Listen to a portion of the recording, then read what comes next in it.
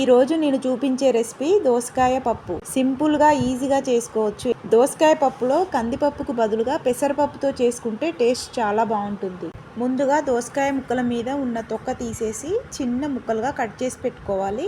పెసరపప్పు కడిగి పెట్టుకోవాలి. ఇది తొందరగా ఉడుకుతుంది కాబట్టి నానబెట్టాల్సిన అవసరం లేదు. ఈ పప్పు గిన్నెలోనే చేసుకోవాలి. కుక్కర్లో చేసుకుంటే మెత్తగా అయిపోతుంది.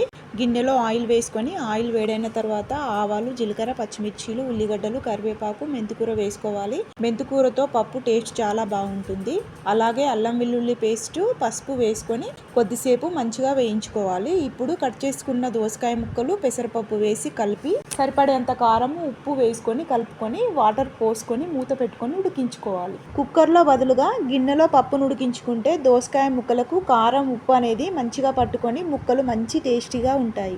మెత్తగా ఉడికించకుండా పప్పు కొంచెం గింజలుగా ఉంటేనే బాగుంటుంది. చివరగా ధనియాల పొడి, కొత్తిమీర వేసుకొని కలుపుకోవాలి.